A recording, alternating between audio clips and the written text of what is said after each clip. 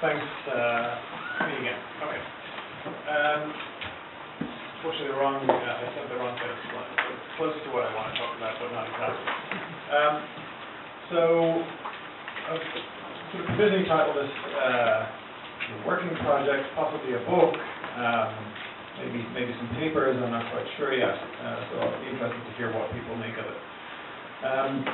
The provision is called Situation Normal, and you might be familiar with the acronym SNAFU, so that's where it comes from. We tend to think of populism as something unusual, that's really damaging to democracy, that's just sort of come out of nowhere. But what I want to suggest is that it's actually historically quite common in democracy. In some ways, to speak of democracy is to speak of populism as its sort of constant shadow. The other thing that was sort of slightly different on a more recent version of this slide is that it's really the economics of populism from ancient Greece to the age of Trump. Okay? So I want to give an economic rationale for the rise and fall of populism. I'll very briefly just reiterate again what I meant by populism. What is populism? And then I'll give you a theory of populism, because I'm interested not just in definition for its own sake, but definition that will give us some explanatory leverage. And then I'll just give you a little bit of evidence as well. So, the great E.E. Schneider, back in the 1940s, wrote that the political party is, first of all, an organized attempt to get power. This is what political parties are, it's what they do. And we can understand populism as a way to get power. It's a part of a political strategy. So populism, in this sense, is the charismatic mobilization of the masses or the people in pursuit of political power. So, in this sense, I argue that charismatic leadership, again following Weber, combines both this direct relationship with supporters and absolute personal authority over followers. So, Kurt Whalen, for instance, has a sort of similar approach to understanding populism, but he says populists are really just purely personalistic leaders, so they don't actually have to have dedicated followers or supporters. They're sort of purely individual politicians, but I think that's a little bit too restrictive. I think that very often you do see populists who have parties, but their authority over them is pretty absolute. So what I mean by that is that they're not constrained by party rules. So if a politician can be voted out by a spill motion by members of their party, well then that makes them much less populist as far as I'm concerned. So populism is sort of a spectrum rather than a either or a binary. So Trump, for instance, is, in my view, only partially a populist, or Modi is only partially a populist, because they come from very strong political parties. They happen to have taken them over from inside, but they're not fully populist in the sense that they are partially constrained by their parties.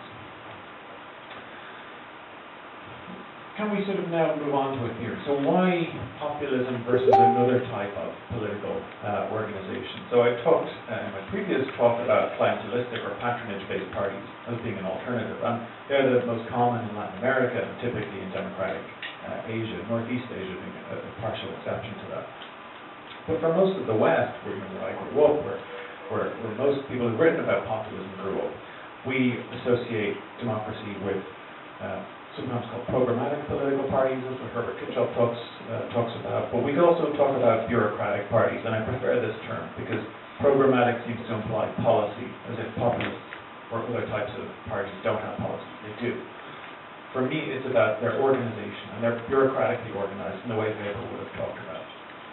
So populism is an alternative to both bureaucratic and patronage type of political organization.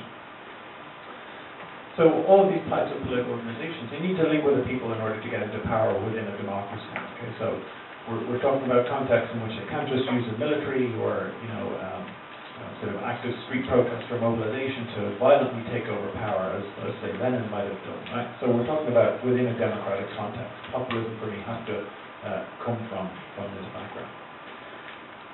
So bureaucratic parties link to voters through mass organizations like unions, organized parties, dense memberships, and so on. So the ones that we think about, like the British Labour Party, the Conservative Party, these are classic bureaucratic parties. Patronage-based parties are the ones I mentioned in the Asian context, like the Indian National Congress Party or the LDP in Japan. So in this case, parties are linked with voters through brokers. Brokers provide selectively goods to supporters. The classic is, you get the left shoe before the election, and when he wins, then you get the right shoe. But it's a sort of classic form of political mobilization. And both of these types of mobilization of winning elections, they cost. So for patronage-based parties, the cost is very clear. So in Indonesia, they have this practice called the dawn attack, which is literally handing out brown envelopes full of money to voters on the morning of an election. So the cost is just very clear in this context. Right? But there's an additional cost, which is a transaction cost. And that's the cost of using brokers. So the money that comes from a politician to go to voters, some of that is siphoned off through brokers. Brokers don't just take money from one politician, they take it from several politicians. So you can't even guarantee that you're getting the votes that you pay for. So there's a big amount of money that actually gets siphoned off. So that's the kind of transaction cost. It's the cost of getting a vote. So the actual process of getting a vote costs money. For bureaucratic parties, the cost of maintaining party branches in every single county, of hiring party officials, of networking, of engaging in all of the expensive things that bureaucratic parties have to do to train new cadres and so on. So this is a very expensive way of mobilizing votes. The great thing for bureaucratic parties, though, is that once people are mobilized into them, they tend to stay there for life. So there's a great book by an old professor of mine, Don Green, called Partisan Hearts and Minds. So once people develop a political loyalty, usually in their early 20s, they tend to stick with it for life. Very, very few people ever switch from Democrat to Republican or vice versa.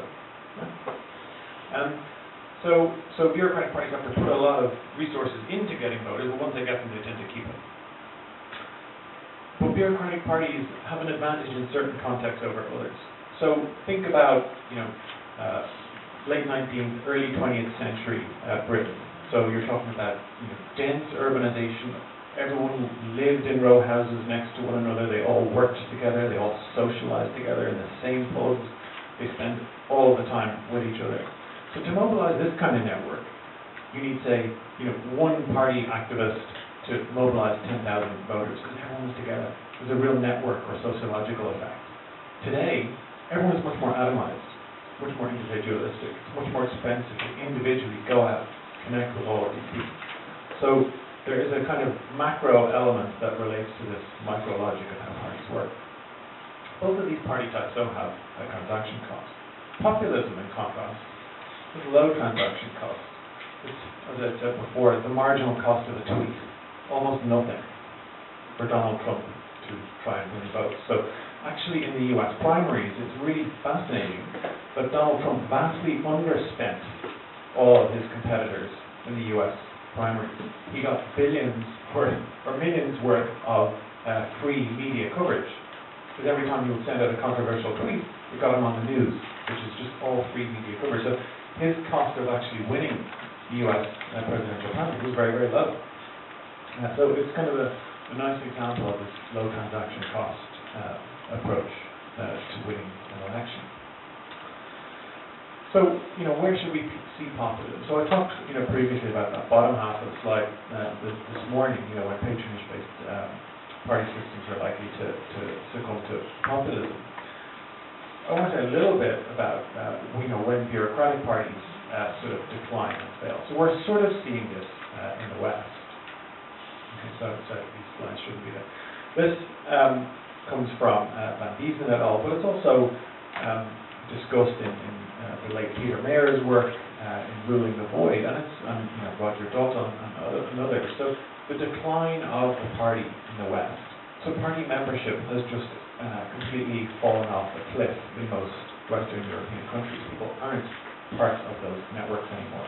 And so now you have a whole lot more floating voters who can be persuaded by issues, whether it be immigration or Brexit or climate for those on the left, for instance. So people are now much more kind of issue voters.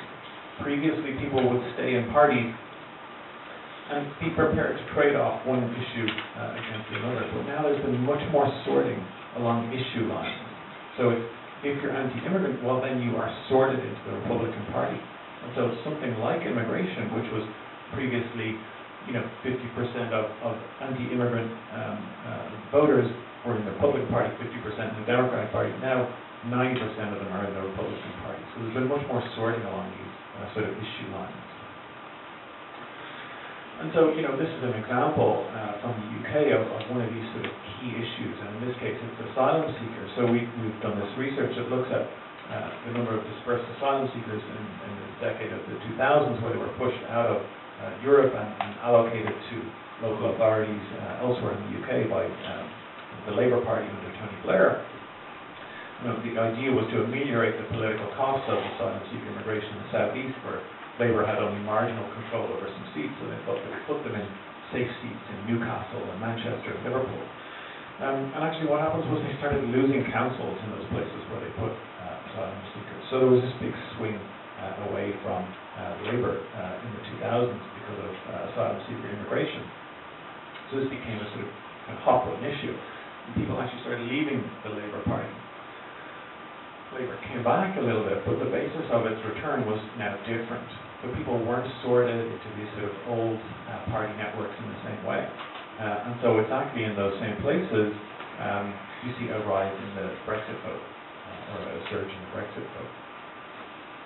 So once people had fallen out of Labour, an awful lot of them, they couldn't stomach going to the Conservative Party directly.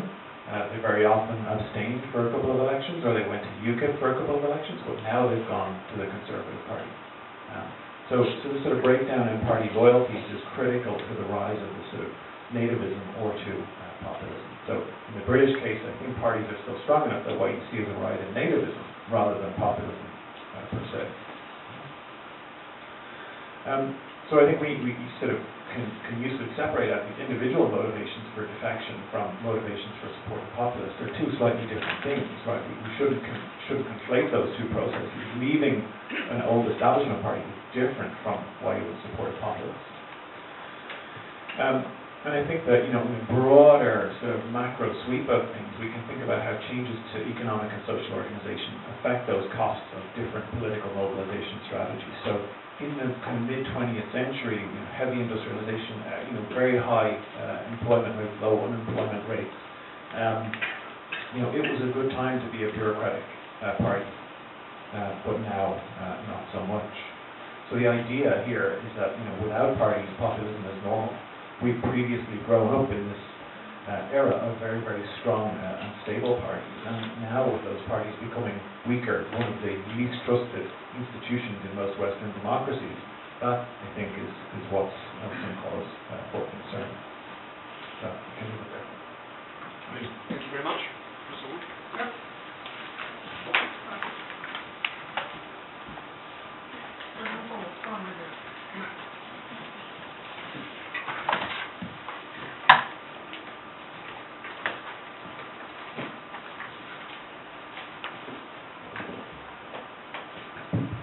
Good afternoon, everybody. Before I get started, I will say a few points. First of all, I don't pretend I don't know anything about public. We do know those guys a little bit. Okay, that's my first point. The second one is that for the local audience, my presentation below, when they sound a little bit too common sense for you, but in this afternoon, I'm trying to make sense of the common sense, academically. And the third point is, I'm not talking about I'm going to describe Anguille as a populist phenomenon in entirety. Okay, I'm not limited myself to that period before the end of that year, no elections. I'm talking about all the events, episodes until the very moment. And I tend to believe that there's some, may I say that it's a political agenda for guys like Anguille in his career populism. So I think it's still worth for us to talk about Anguille as a phenomenon of populism. 这边好像我不确定有那个麦克风有声音。这样有声音。哦，呀，可能当刚刚你要拿近一点，有点小声。对，刚刚有点小声。Is it okay now? 这样比较好。接触的问题，还有接触的问题，他们在不知道如何好讲。Okay, anyhow, I'll get started. This is a populist conspiracy against you. Yes, I'm trying to Technology. Alright.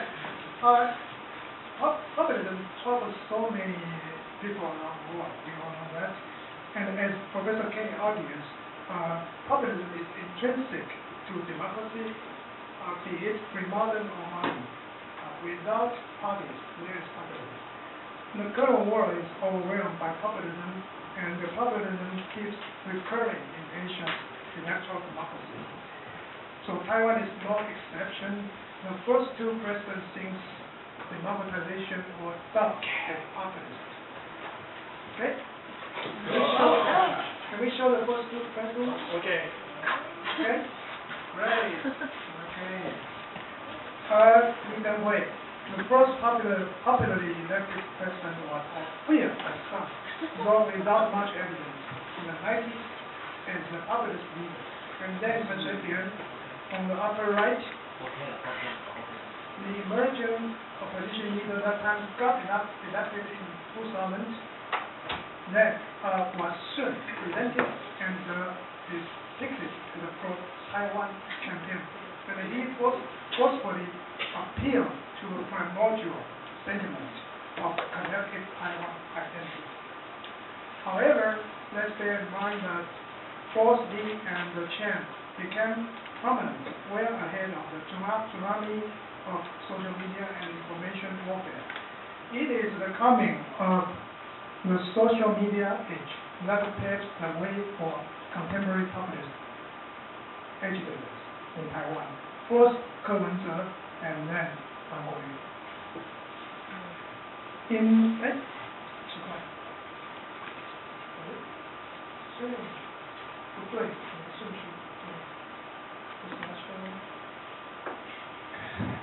In that year, local elections, Han Guoyu, the right-out guy, emerged from being a political nobody to defeat the ruling party nominee in the southern city of Kaohsiung, where the DPP, the Democratic Progressive Party, had governed for nearly 2 decades. Before the elections, Kaohsiung was such a stronghold of the DPP that Han's campaign was despised just as a joke. But for Han, as well as the KMT going down, Kaohsiung was an ideal target of the DPP establishment. If you can overcome Kaohsiung, you can take back the national power. That exactly is the mood right after KMT victories in local elections.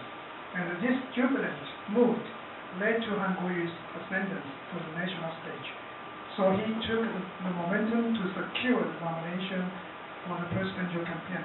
At that time, it is commonly thought that whoever gets the KMT nomination will get elected as president. How to explain the populist surge in Taiwan? There are 2 factors often cited: globalization and domestic politics. In this talk, I will add a third dimension, which is geopolitical shifts. Just look at this chart.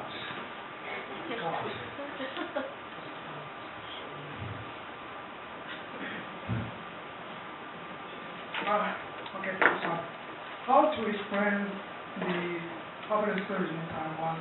See this chart. Globalization produced relatively deprived small business owners and self-employers, and the new youth pool, especially those unskilled labor in the low-end service sector in Taiwan. So they become a reserve army for the populist mobilization, as the argument goes.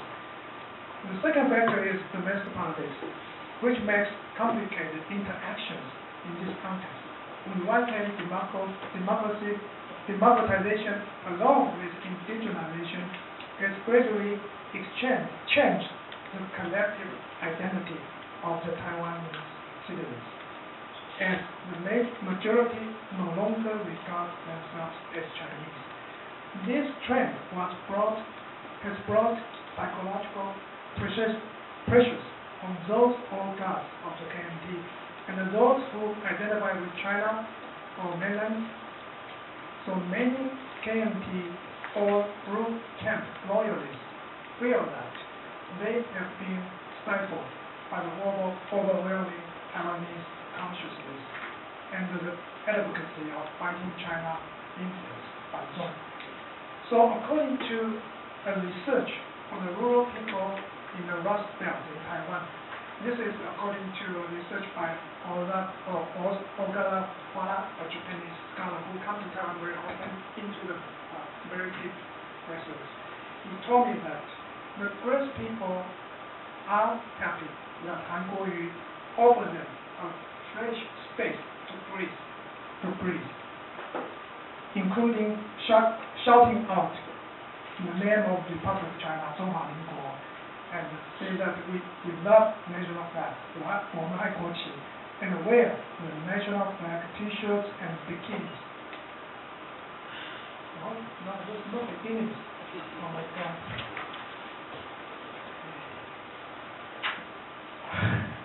I'm sorry about this. I don't know how to do about it.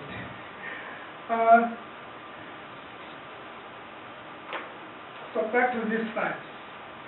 Further, the pension reform added fuel to the veterans and civil servants' bitter feelings about the DDP.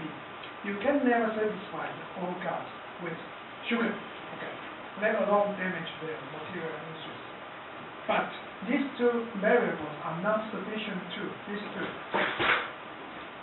Globalization and domestic politics are not sufficient to explain the dynamics of populism at this stage. Geopolitics has played a critical role. Since the rise of China, China has regularly projected its power, hard, soft, or sharp power, into Taiwan. Material interests motivate China's collaborators or sympathizers, while at the same time ideological incentives such as the great rejuvenation of the Chinese nation, 中华民族伟大复兴, give hope to the Chinese nationalists in this island. Not incidentally, Han Kuo-yu proclaimed that he would help people make a big fortune, and he strongly relied on his China ties for the market.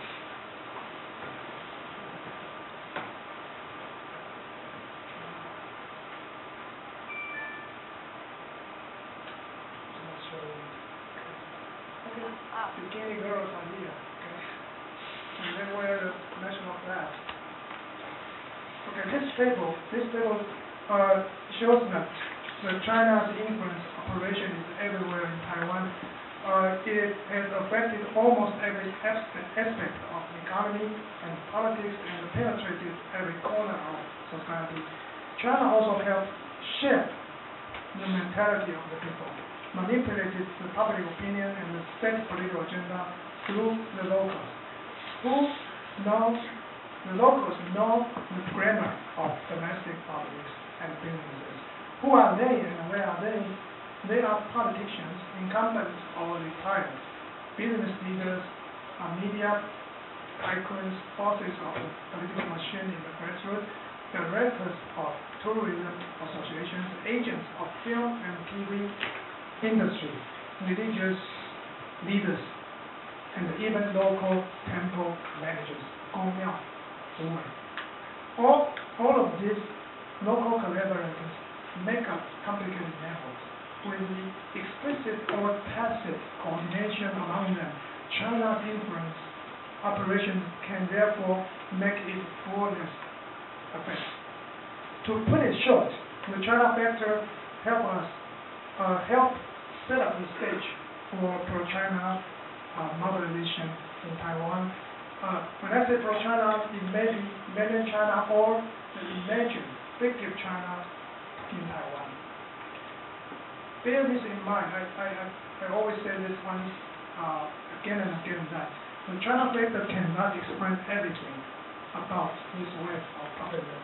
But without that explanation, you will miss a big chunk of the whole picture. And I will demonstrate its causal effect on the rise and fall of a particular pro-China populism.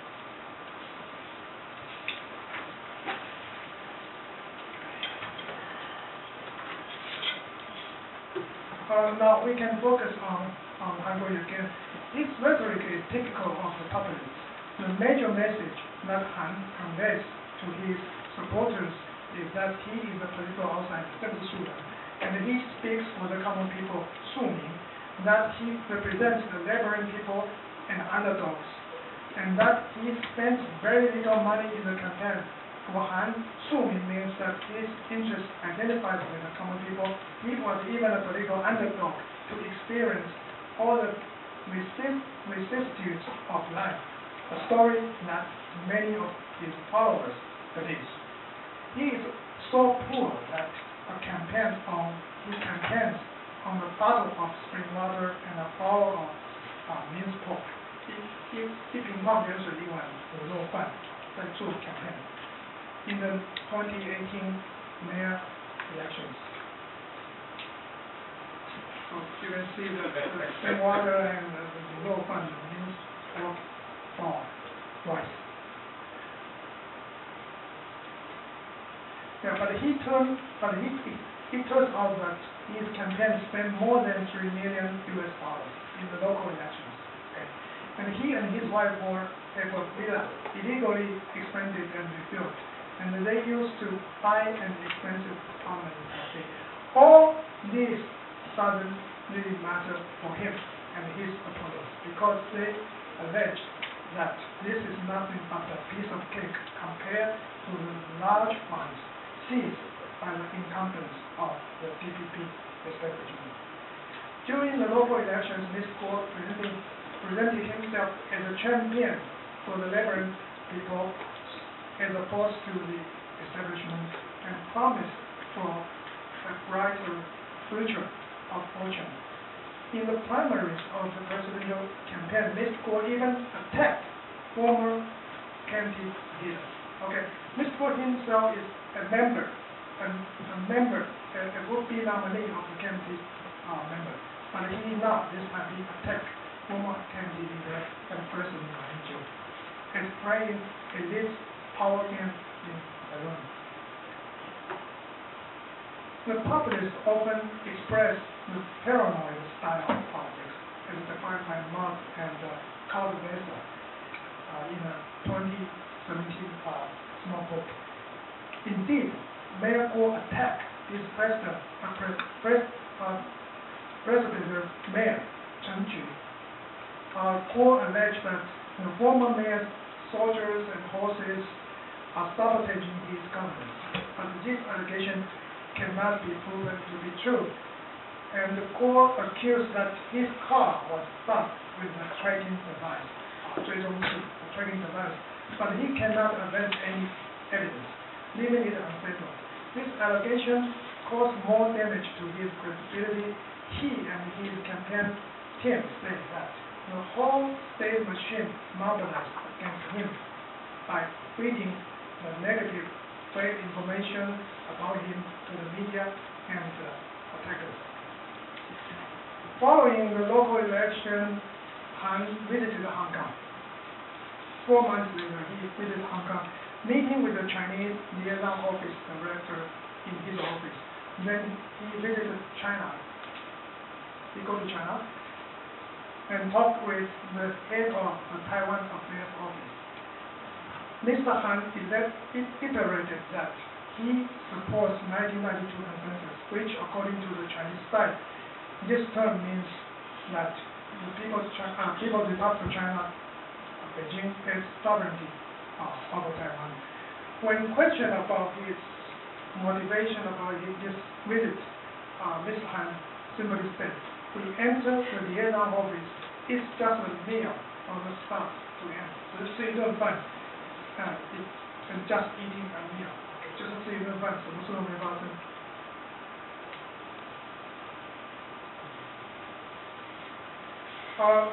Following that, okay, roughly estimated, there are 2 million iron fans determine the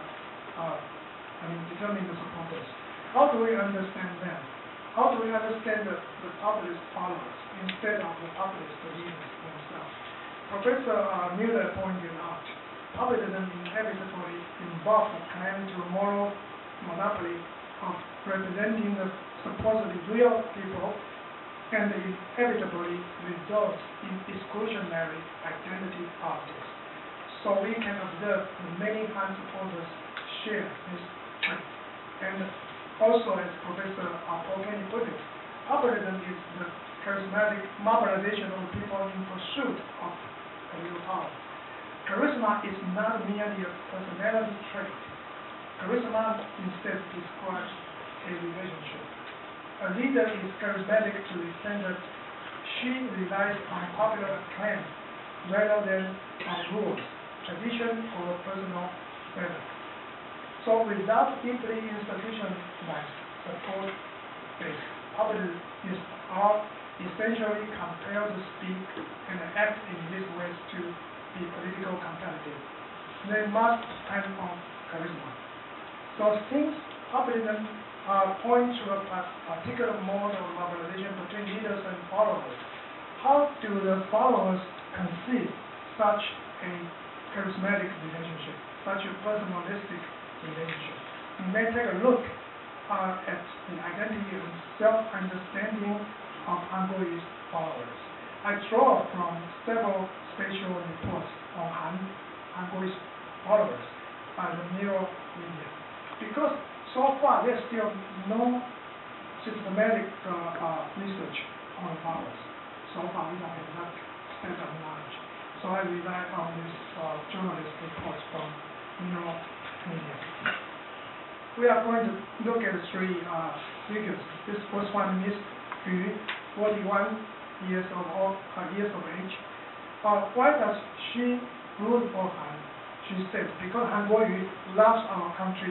He said he is a follower of the 3 people's principles, the founding principles of the ROC. Nowadays, our kids don't know they should sing the national anthem. They don't stand at attention at the flag raising ceremony. They don't know what patriotism is.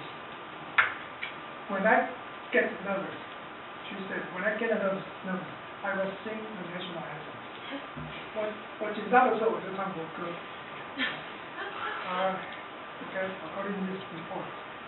So she continues, when you have a good family, you have the motivation to strive for your bread and butter.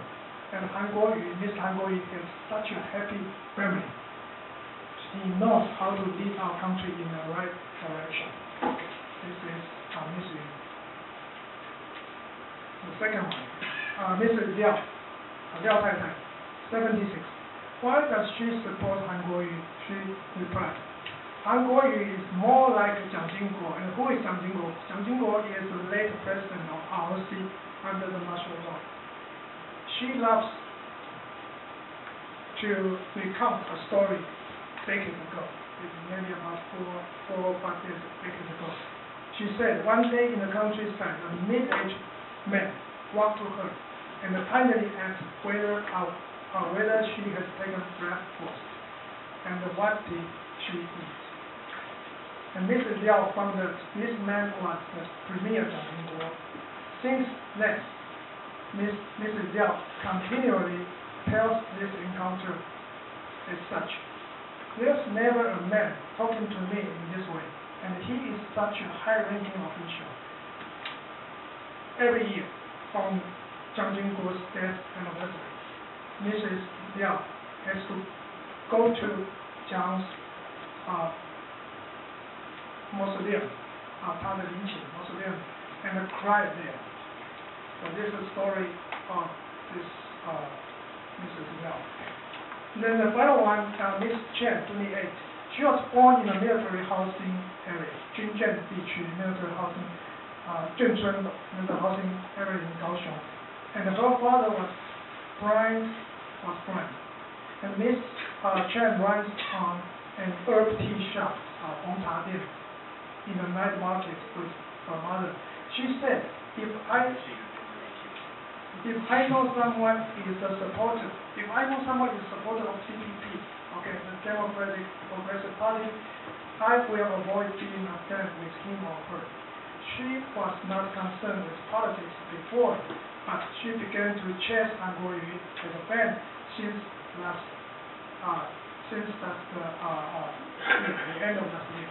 She said, when I first took part in Hangul's rally in Fengshan, Kaohsiung, I led my dad into the scene. There were so many people there, and some people helped to find a seat for my dad. I was so moved by that atmosphere. The above three figures are just a few cases, maybe idiosyncratic, but they reveal important messages. These followers are patriots, as they deeply love the ROC, the KMT China, the national flag, as you can see in the photos. They identify with Hangul in one way or another. Many of them are so nostalgic of the good old days of the Chang Dynasty, and they do not belong to the middle class or upper middle class. Can Hangul win for the presidential election? No chance, I would say. Seen from now, except something very particular happens. And we can see his sudden drop in his popularity. How do we explain this? You can see from this chart. The sudden drop in Han's support rate, and whereas his rival, President Chai, steady pickup and overpassed him already by this May. Since then, the gap continuously widened, and Han can never catch up again. In February, Mr. Han is at his apex. Something went wrong for him quickly was Chinese leader Xi Jinping did him a disservice. She announced that his one country, two systems, Taiwan solution. 一国两制台湾方案 January 2nd. And President Tsai rejected immediately and resolutely and gained support. Second, on March 22nd, Hangul entered Beijing's liaison office in Hong Kong. Third, in May, the DPP controlled parliament passed the same-sex marriage law. This passage quickly enlisted great applause from the younger generations. And finally, in June, the anti-extradition movement erupted in Hong Kong. Song Zong Yunzong erupted in Hong Kong. The one country, two system propaganda went bankrupt, forcing Hong Kong and Taiwan completely.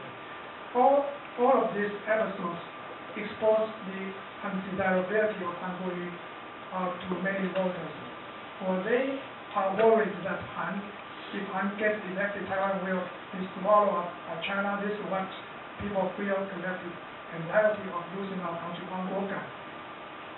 So this kind of Wangguogan step-side election campaign. Hong Kong protests have deeply affected Taiwan. It boosted President Tsai in the primaries during June, and thereafter, U.S. Congress just has a bipartisan support for Hong Kong. It passed the Hong Kong Human Rights and Democracy Act, and the Trump administration linked Hong Kong issue to trade talks with China.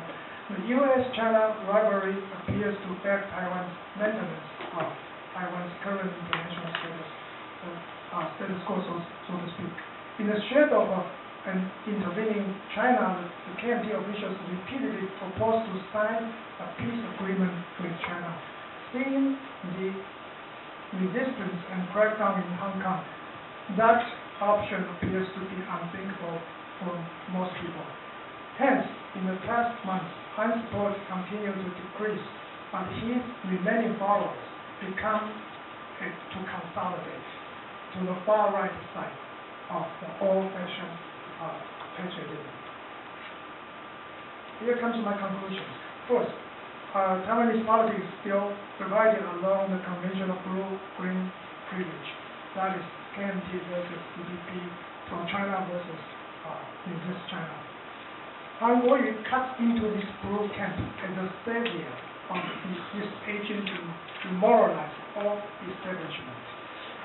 He fights against the new establishment. Han's style of populism is represented or revived a style of populism that glosses over a degenerated KMT Chinese nation. In this way, he's helping to destroy the KMT power base. He's helping to destroy the traditional KMT establishment. My second point, it is Beijing's irredentist claim on Taiwan and the pro-China constituency that in Taiwan that has reinforced the KMT supporters' collective sentiment to fight against the CPP establishment. Therefore, we may argue that Han's style of populism to a significant degree embodies a mixture of old-fashioned Chinese nationalism and populism in the shadow of an ascendant and ever-aggressive China. I made this argument because Hungary's popularity can be explained to a large part by the tug of war between Chinese patriotism and Taiwanese centrist civic nationalism on the other hand. All these three factors, globalization, domestic politics, and geopolitics, are interrelated to the emergence of this wave of populism in Taiwan. And yet, the China factor situated in the geopolitical shifts is the most outstanding in explaining the dramatic rise of Hungary and also his sudden fall. In the coming years, with Hungary or without Hungary, I would argue, the hotbed of populism is still there, waiting for fresh, charismatic, or personalistic populist mobilization. And my final point is my question runs like this. Can we extend this explanatory framework beyond Taiwan? Is it possible to do this? In that politics, in that geopolitics, to be considered a crucial variable. And this question remains to be answered. Thank you for your patience. Thank you.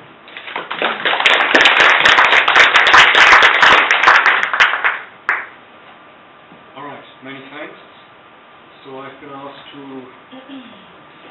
offer a few Comments on both papers. I start with Paul Kenny's paper. So this is a very clean, very elegant account. Since you invited people to react to the question whether you should take it further, I would definitely say yes. I take it also against the background of my general sense that the role of organizations, the role of parties and their decay, which everybody kind of acknowledges, but doesn't necessarily draw conclusions from, is very important in the discussion of populism, and generally hasn't been explored as much as I think it should have been.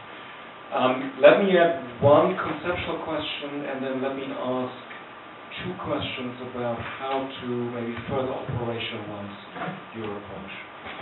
The conceptual question is, from the way you describe populism as charismatic mobilization, it kind of followed from me, or it made me wonder at a certain point, whether you in a certain sense just simply redefine populism as charismatic leadership, or even as Caesarism in a certain way.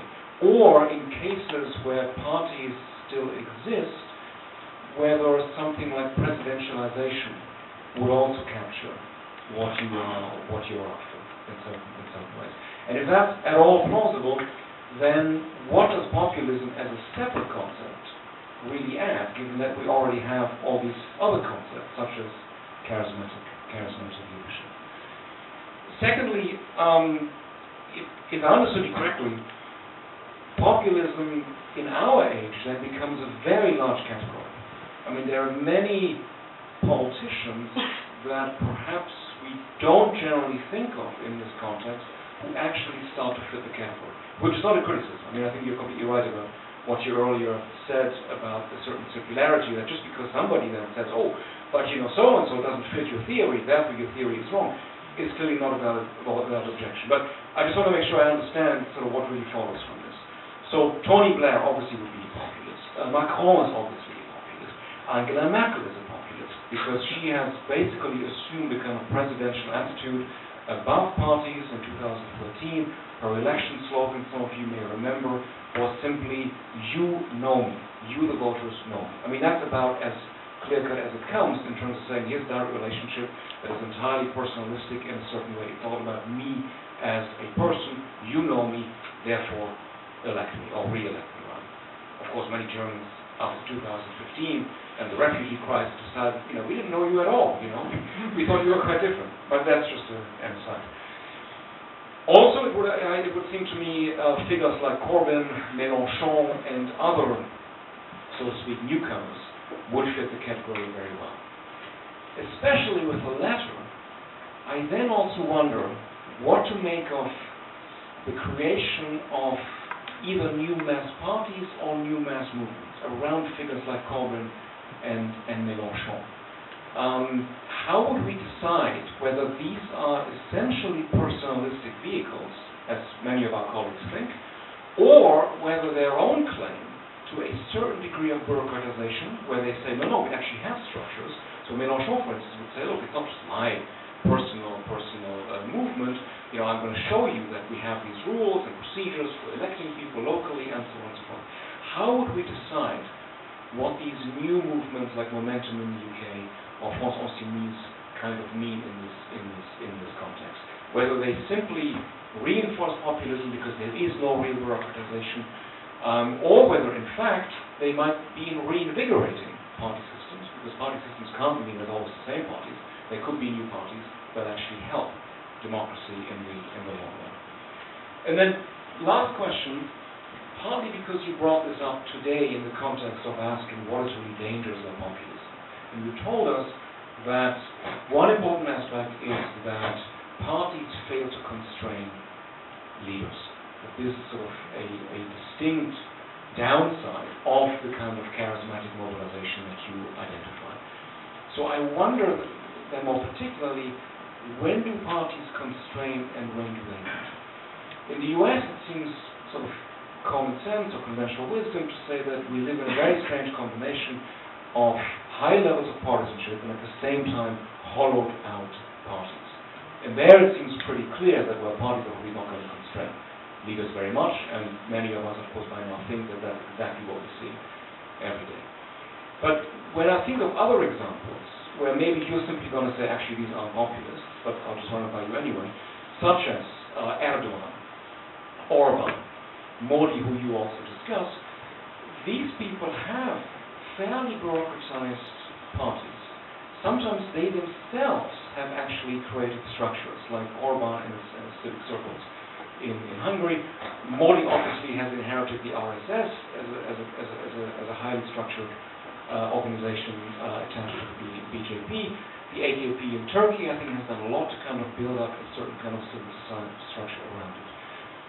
Again, the question would be, okay, is all this meaningless in terms of possible constraints, because these are all entirely subordinated to these leaders, or could they possibly become autonomous, or do they, in any case, retain enough autonomy, as in the case of Modi and the RSS, that one could think that actually they might act as important constraints at a certain point.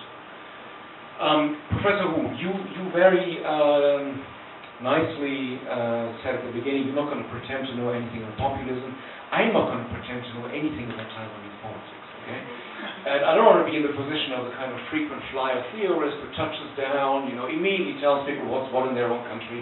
All the things they never saw are now resolved by, the person who has all the answers. So I'm just going to limit myself to two probably pretty stupid questions, so forgive me. The first one is simply, what was the meaning of all these slides that you showed but didn't talk about? These mass movements and these various episodes. What were they in terms of your larger story? Why did they matter?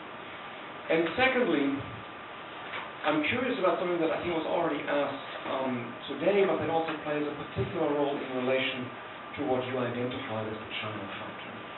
Namely, very naive outside question, what is the structure of the mass media, and how might they either facilitate or hinder a certain type of populist politics?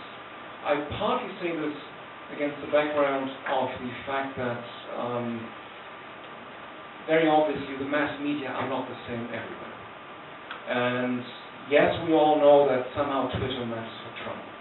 But as a number of social scientists in the US, I think, have shown very convincingly, what actually matters much more is the existence of a kind of right-wing media ecosphere that is entirely self-enclosed. And you all know which television station is particularly important in this, but maybe less obviously when you ask what is the medium with which Americans still spend most time today, the perhaps somewhat surprising answer is radio.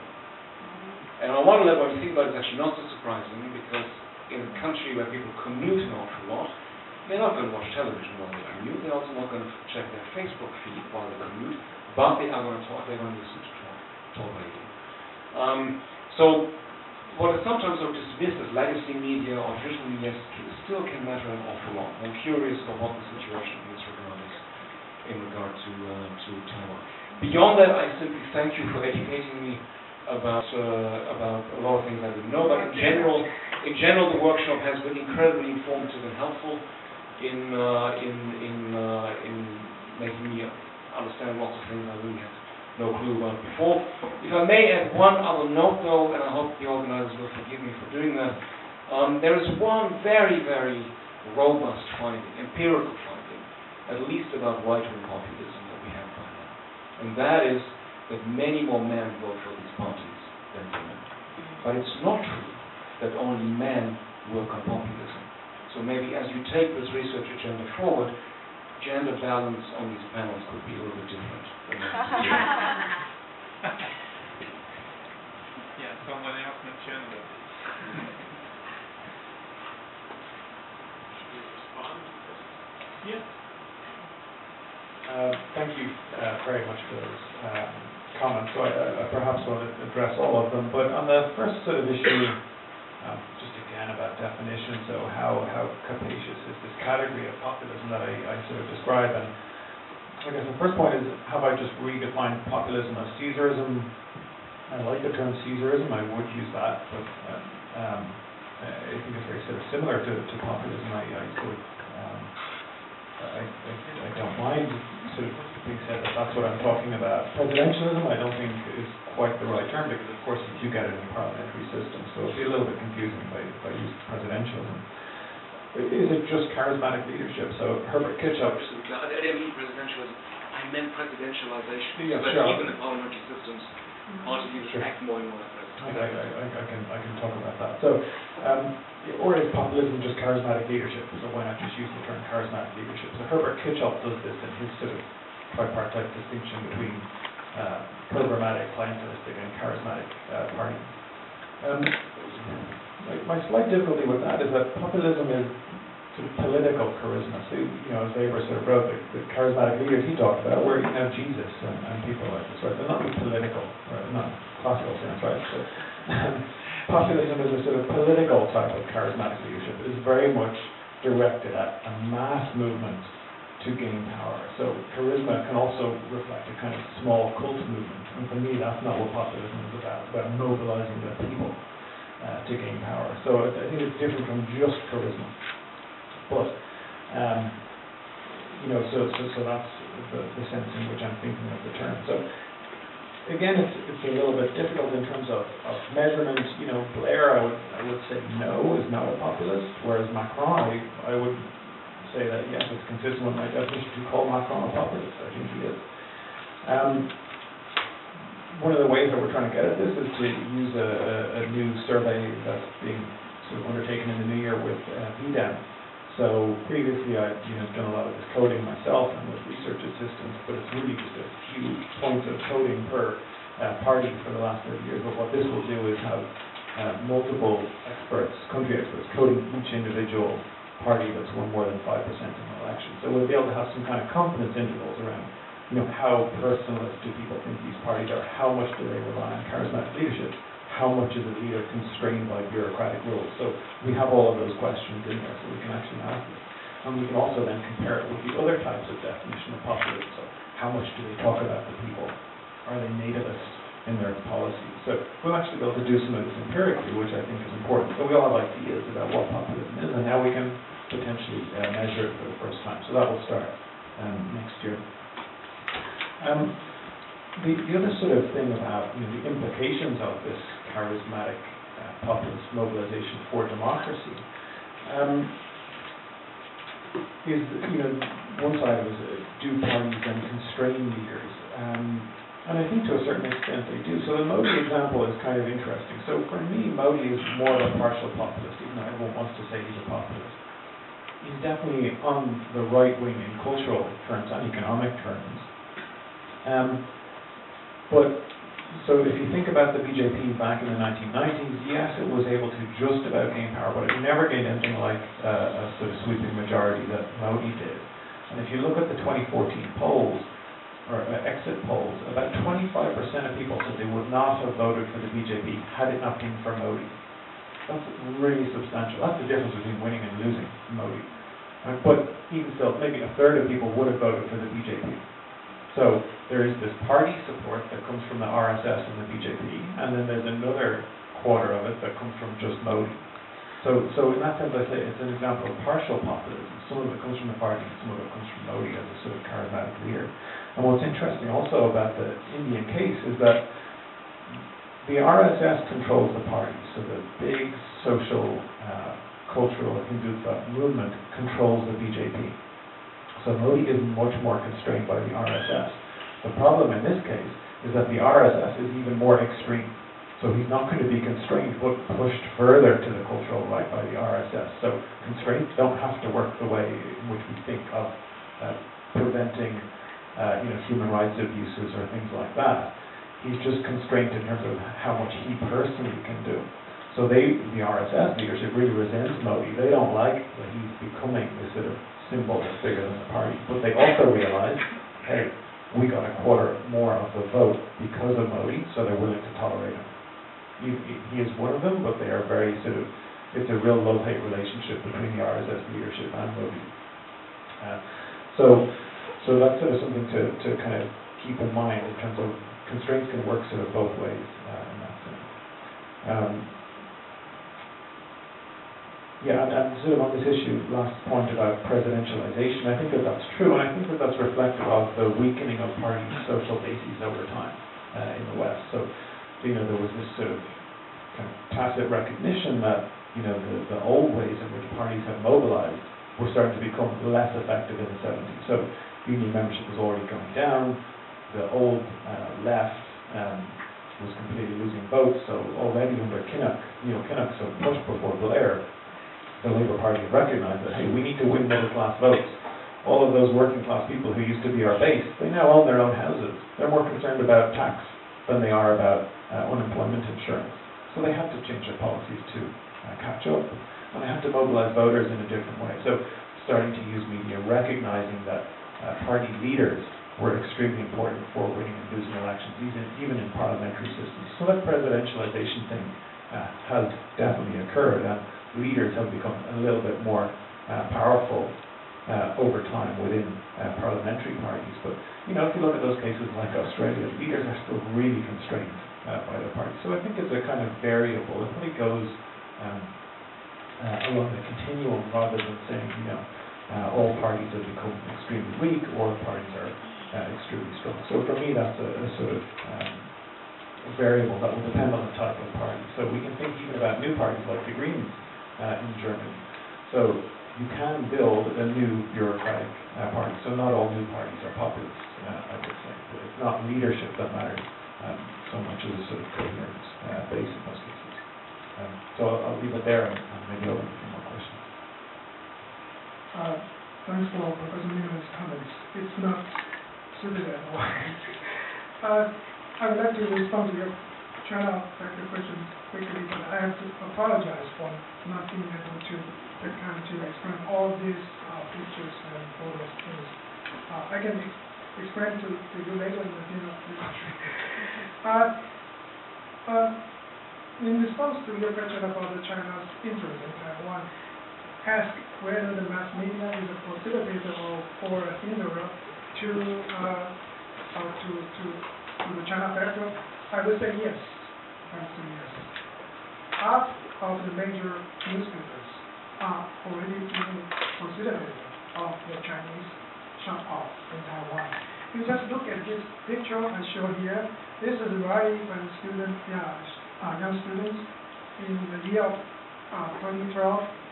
This is a fight against a news tycoon, and who has come back from the mainland to Taiwan to buy the media outlets, and he then converted himself, this news outlet, into a propaganda vehicle of China's cause. Okay.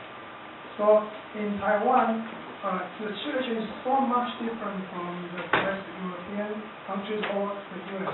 You cannot imagine New York Times, Los Angeles Times, Chicago Tribune to broadcast, to write something so favorably to Russia in that sense. But in Taiwan, two major newspapers out of four, their reporting framework becomes very identical with those of Chinese newspapers. So that's a big worry. That's why the people here are worried about losing our country if this pro-China candidate becomes our president. So this set up our whole atmosphere in Taiwan. And I can also give you a story about radio in Taiwan. Radio used to be a very important vehicle for democratization in the 90s, early 90s and late 80s, when Taiwan began to liberalize and began to democratize. But now, radio is no more a mainstream news media. Okay, but in the southern part of Taiwan, radio stations are still, important for local people, and those local people listen to these local radios. They broadcast in Taiwanese language rather than Mandarin, most of them.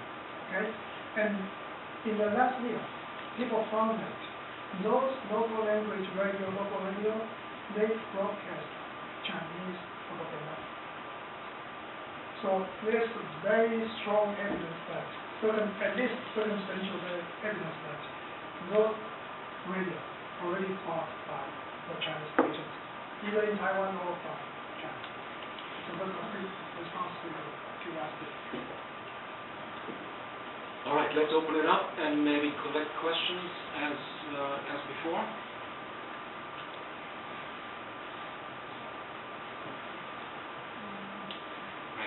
Thank you. I have a question for Paul, but also for Professor Wu. I think it's kind of combined. Actually, from Paul's table about bureaucratic systems and also right up to populism as a cause. So for the populists, can go straight to the voters, such as Trump's case. So he had a very low cost because the very effective use of social media. But as we can see, actually a lot of these tweets, like a lot of lies are actually being self-contradictory, and yet his supporters just didn't seem to bother at all, even after it was proved that was false. And so this kind of populism continues up to today. And that situation in some way also reflects on Han Kuo-yu to a point that when he finally won primary in KMT. But then today, actually, as we can see, he continued to have very low cost of campaign, and yet every day the media will talk about him, because every day he had these really outrageous either policy or something very stupid, but it become very newsworthy. So he is still dominant on news agenda, and yet he the popularity really decline. So my question is this: in terms of two populist leaders, in many ways their behavior was similar through social media.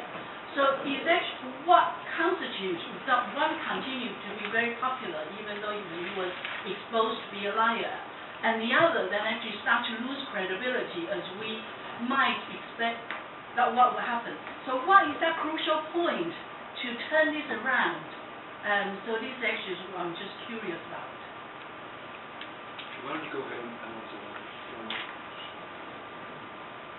So again, I'll plead almost complete ignorance about the Taiwanese case, so I'll make this a very comparative answer. But what seems to be a little bit different is the much more extreme polarization in the U.S. So you have very rigid sorting along party lines. So there's a good 30% that will support Trump and the Republican Party absolutely, no matter what.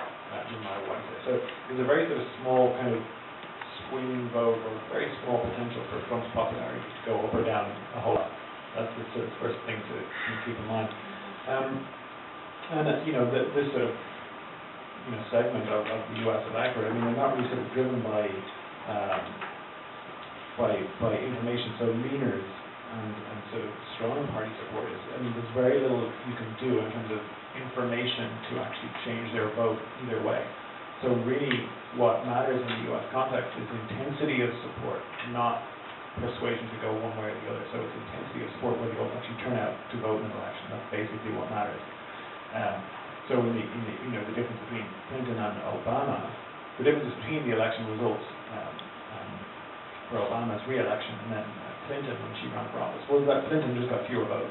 So African Americans just didn't turn out to support Clinton. That's basically the difference between the two election results. I think we have to be careful about overreading too much into Trump's support, whether people are actually completely persuaded by him or not. So you can actually go back to the 2012 election, and the predictors of support for Romney in 2012 are pretty much the same as the ones for Trump. Disliking immigrants, disliking affirmative action, owning property, being white, relatively well. These things basically predict voting for the Republican Party. Romney, same Trump. So some things just don't change. I don't know how much any of that speaks to the Taiwanese case, so I'll let you answer. Okay. I don't know so much about Trump. I don't pretend I know him. But there's a very subtle interaction between these two guys. I put it together. First of all, on the sudden drop of Hungary, I think the core explanation is, lying in the factor of China. Okay, because China mobilized the campaign, and Hungary and his party, are guys, the elites of the party are so in line with the idea of China. Okay. We agree with the One China principle, 1992 consensus, that kind of thing. All those, that old style KMT nationalism really get the local people so worried. So I think that's the major reason I try to put into this a little bit complicated framework is that without the geopolitics, without the China factor, we cannot really understand the starting point and maybe the rest of this populist side. Okay. Now I move to this question. I think both sides cannot be a good paired comparison, but there's a very interesting interaction. I just give you a side note. So many liberal people here, and also in Hong Kong right now, they hate Trump socially. They don't like Trump's social ideas. He is so conservative, he is against immigration, he is against so many progressive ideas. But either in Hong Kong or Taiwan, people told me that it is, we are so fortunate to have this gangster, we have this mobster, Trump, to harness Xi Jinping. So this Trump guy can, constrain China's media. So we are fortunate to have Trump, either in Taiwan or Hong Kong. So this is very curious situation now in both places.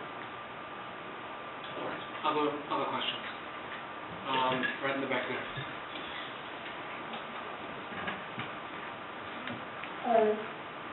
Thank you, Professor Wu and Professor Miller, Professor Kenny, for your speech. And actually, I have two questions about today's workshop as a whole. And the first one is for Professor Wu.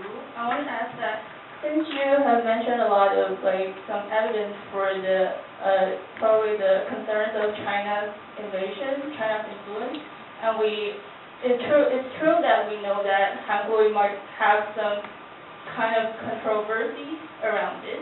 But I just wanted to simply ask that, viewing of the situation of China's influence, does it mean that it's supportive evidence for populism, or Hangul has some link to populism?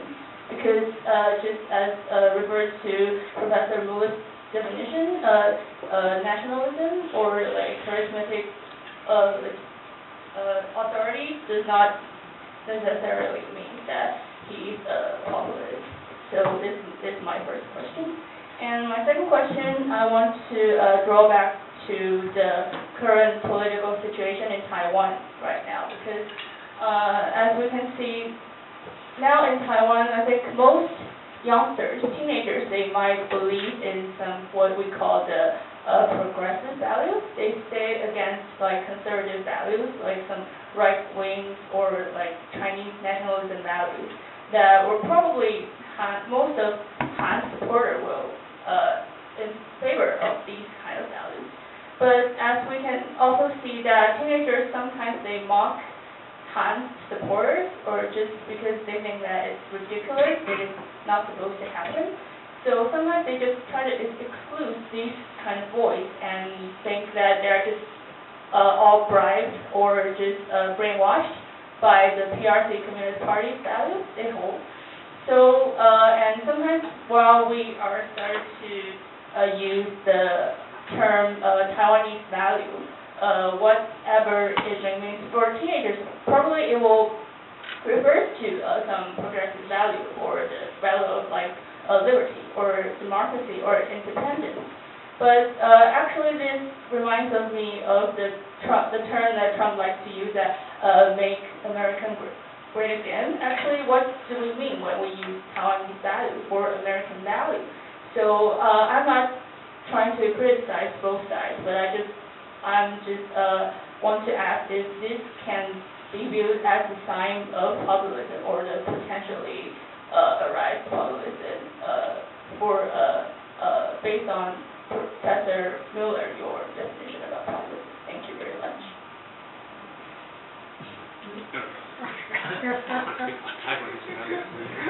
Okay.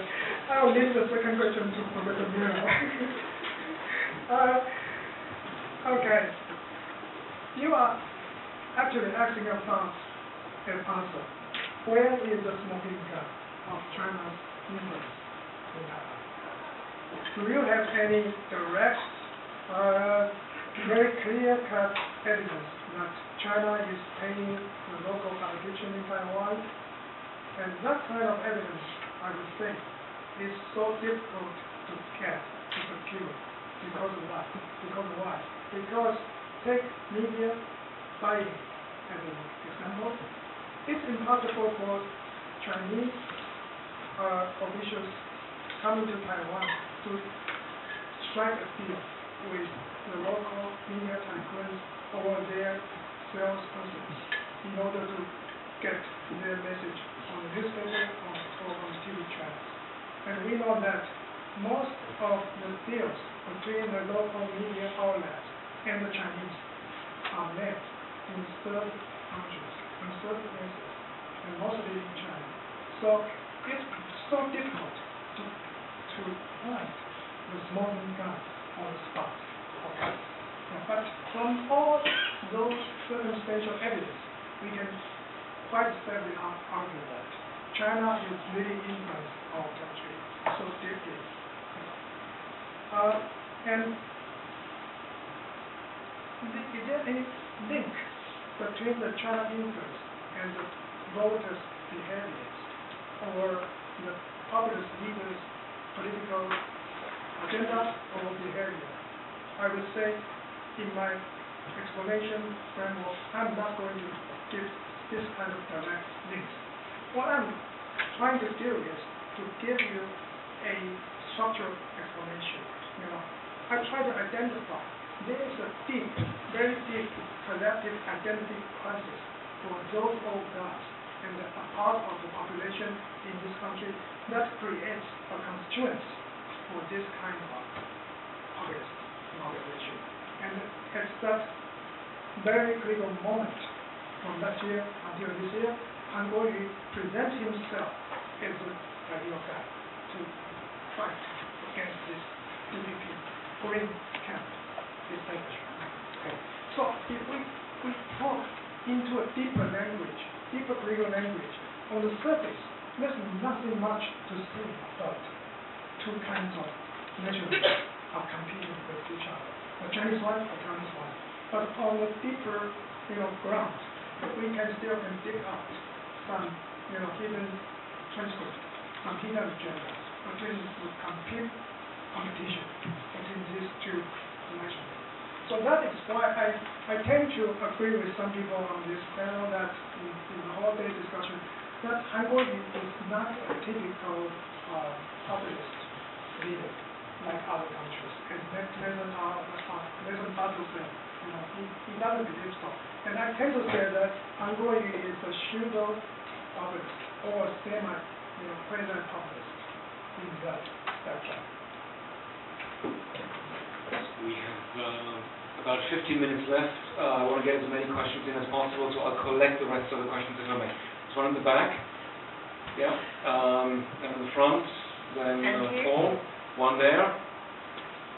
And that's it. So, go ahead.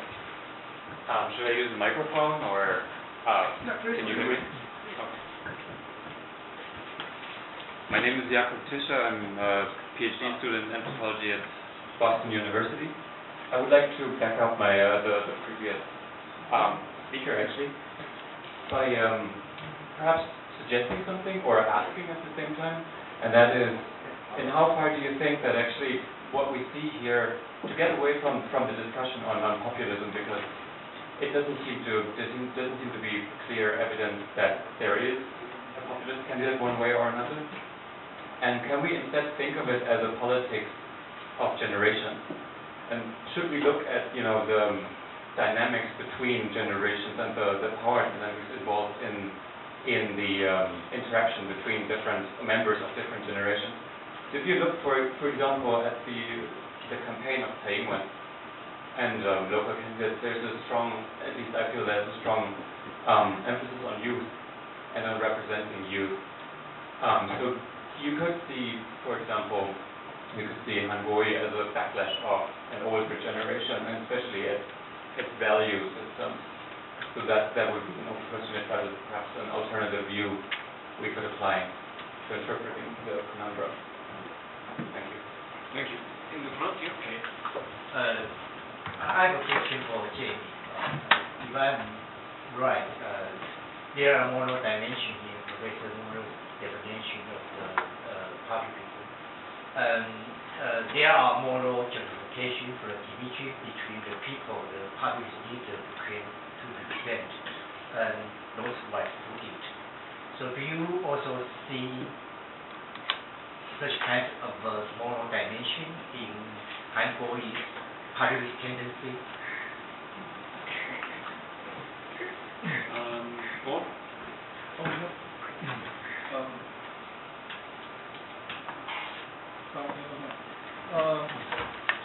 In the case of Trump, there is some evidence that Russia, I think there was influence from Russia, but it doesn't mean that Trump is a puppet of Russia.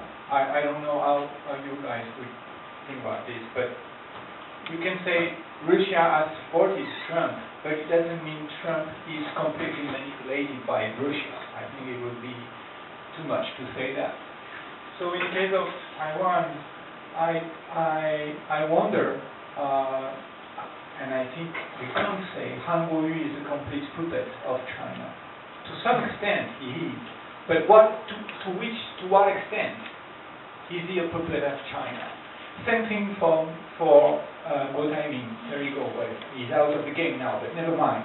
And same thing for Ko Wen-je, who is not out of the game and who will continue to influence Taiwanese politics for years to come.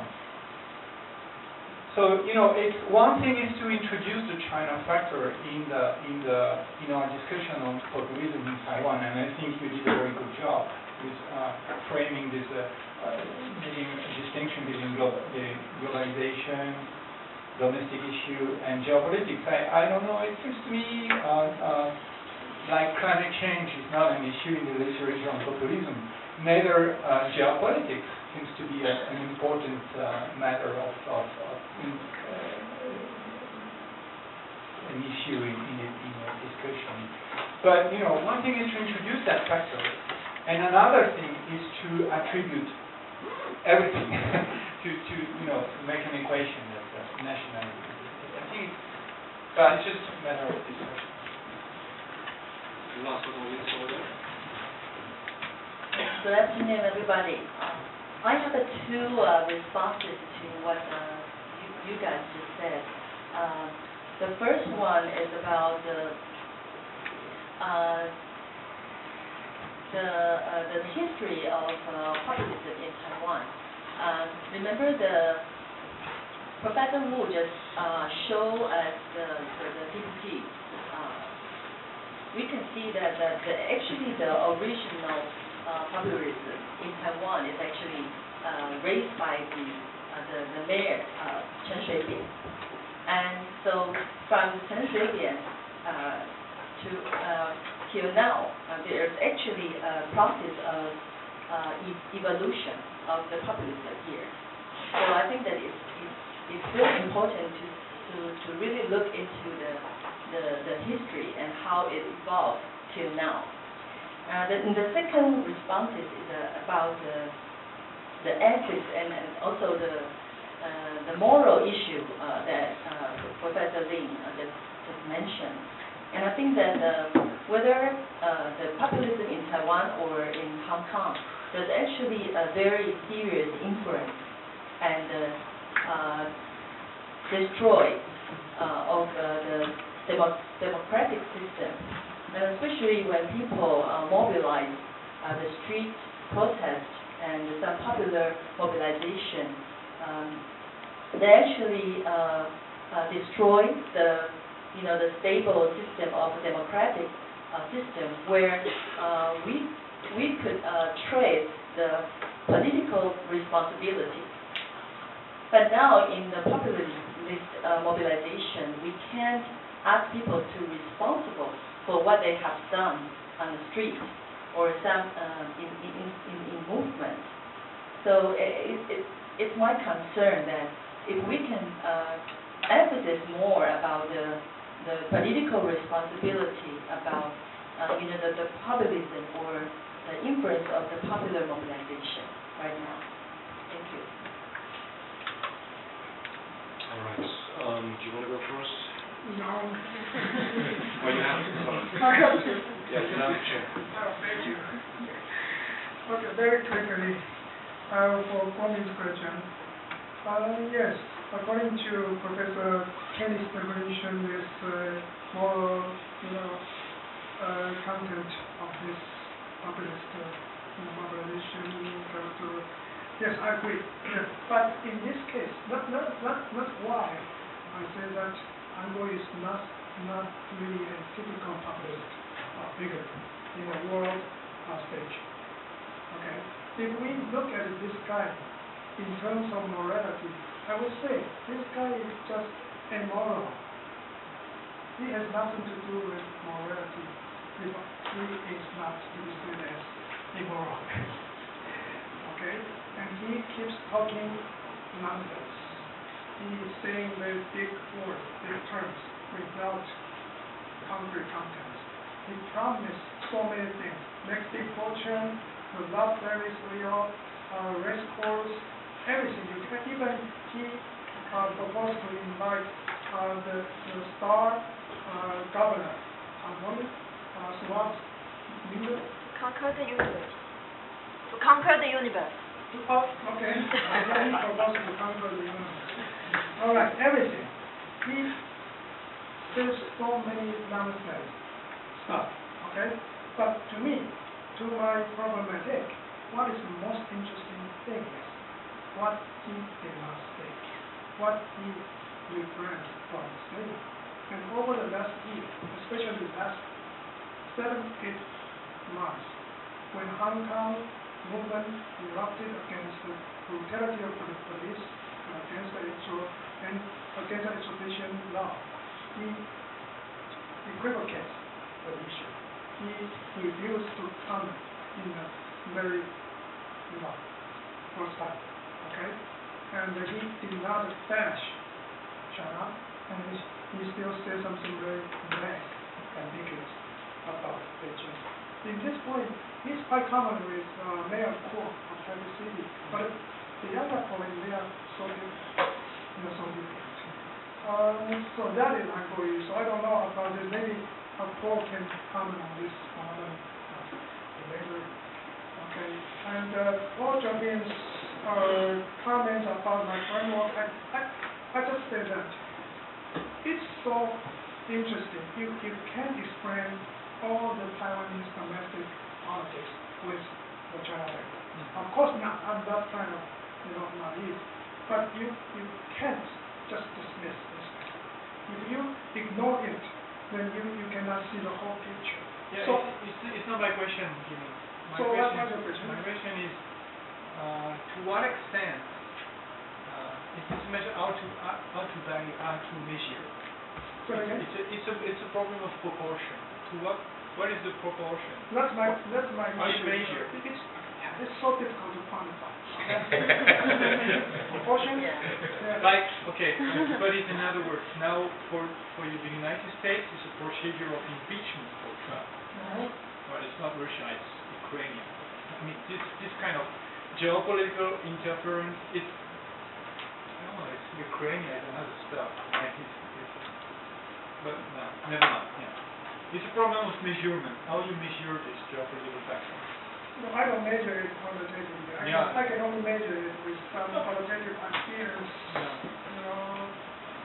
that kind of stuff. Yeah. Significantly. Yeah. I mean, even qualitatively. Okay, that's all I can say about it. Thanks. Maybe one or two comments to finish. So, just to address the sort of cohort effect, I think that is quite important. So, in most of the empirical work that I've done, I do find a cohort effect. It tends to be older people that support various types of cross contexts, really. So I find it in the Philippines as well as in the US. But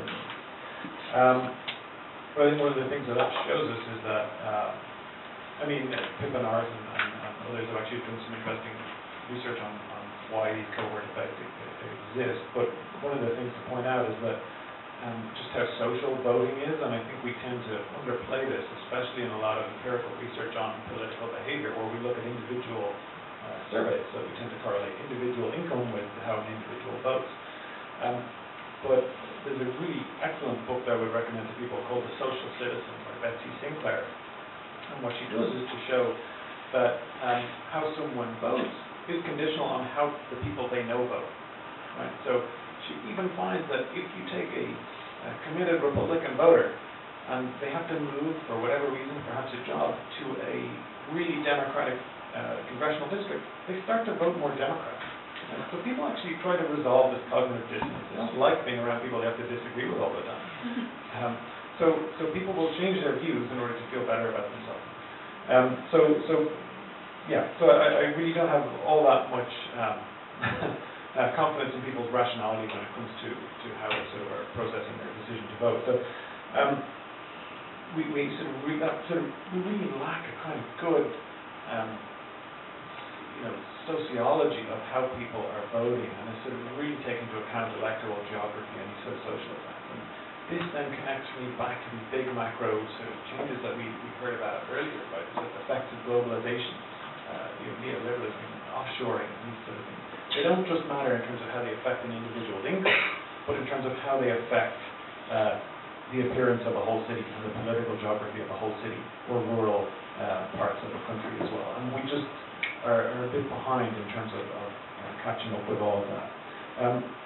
And just on the climate and nationalism and whether that goes beyond Taiwan as an issue, I think that what we heard earlier from Professor Muller was that context matters for what issues a populace can actually use to create the people with scarcity. And this is where I think we really sort of agree that they're trying to create a constituency or a people to support them. And I think that they're doing it because they lack a sort of traditional party base in that old sense. So they need to do this. They need to create a kind of people.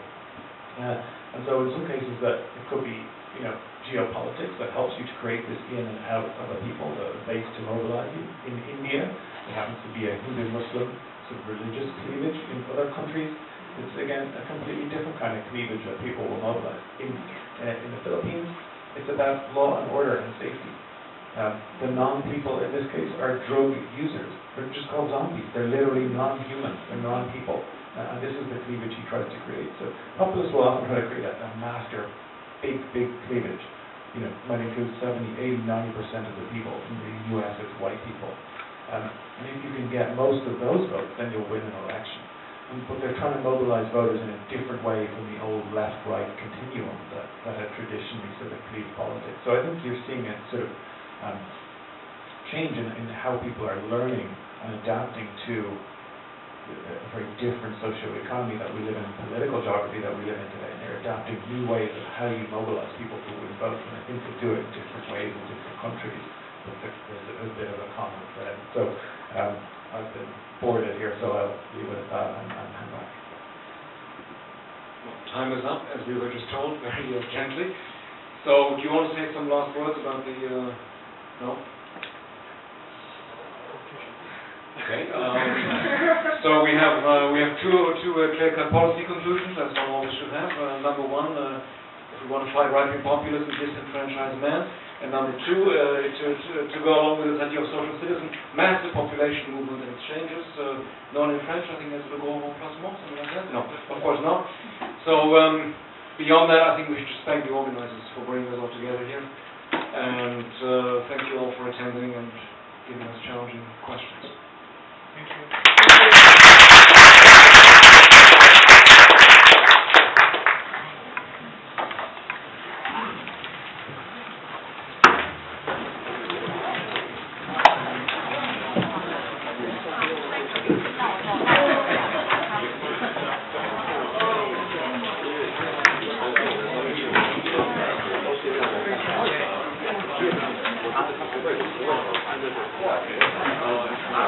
因为我们